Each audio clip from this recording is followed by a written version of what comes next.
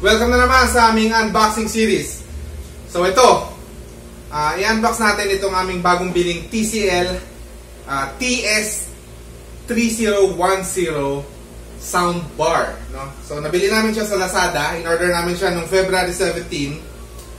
Dumating siya ngayon, Feb 19. No, gagamitin namin pala siya para dito sa aming bagong TV. So, tara, buksan natin.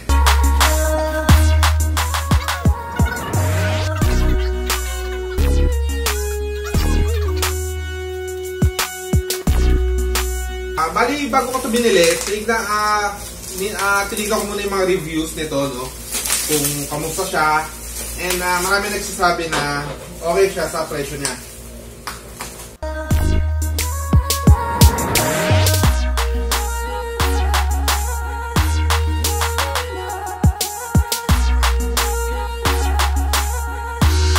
So napansin ko kasi, yung sounds nitong TV medyo, siyempre diba kasi hindi naman talaga ng mga TV yung ano. So parang sabog yung tunog. Although sobrang ganda ng screen, sobrang linaw. Ngayon, parang talagang nai-enjoy ko yung mga palabas. Lalo na pagka 4K yung quality ng movie.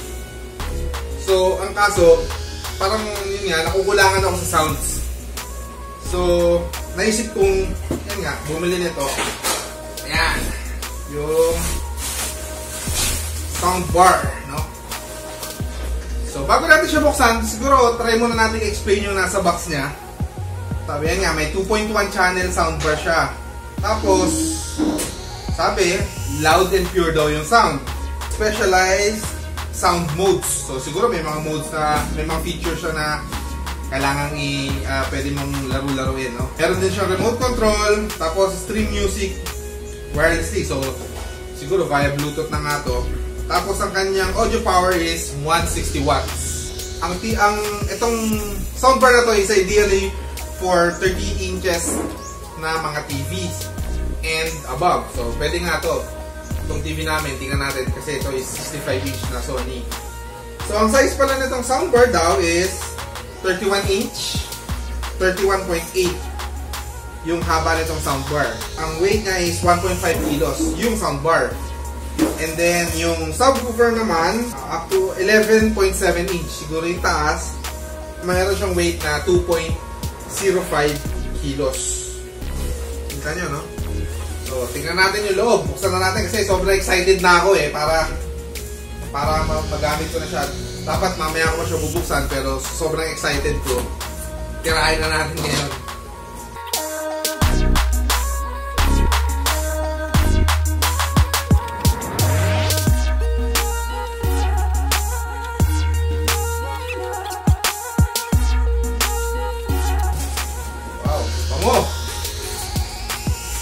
So ito yun, no? 31.8 inches. Ayan. 1.8 inches siya. Tapos, tingnan natin yung plastic.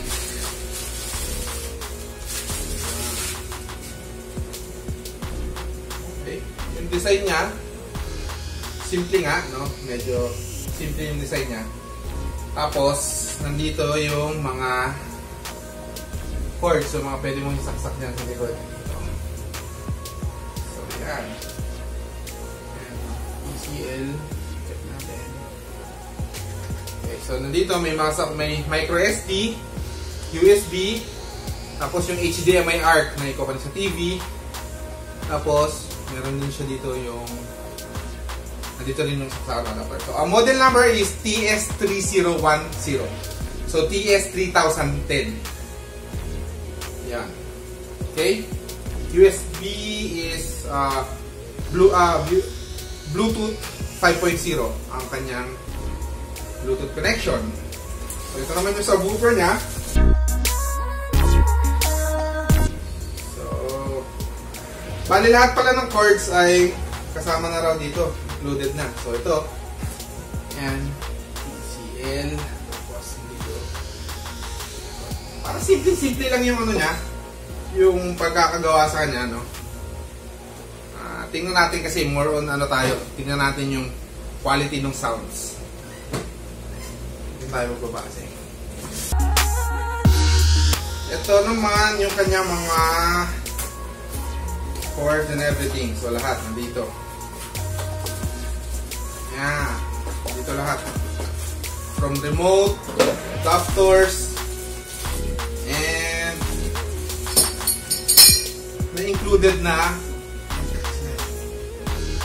may kasama na pala siyang pang mount. So pwede mong i-mount kung gusto mong nasa taas, wala bahala.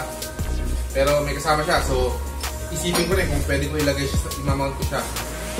Tapos nandito yung remote. Ayan, remote.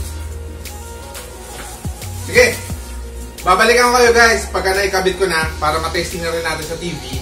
And tingnan natin kung anong klase or gano'ng kaganda yung tulong niya. So, babalikan ko kayo ha.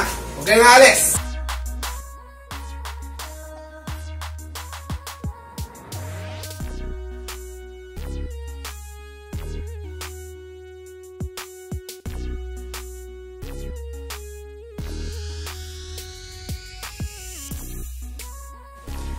So, ito na nga guys, no? Papakita ko na sa inyo kung yung kinalabasan ng sounds, no? Sobrang ganda. So ito, tingnan natin ha, play natin.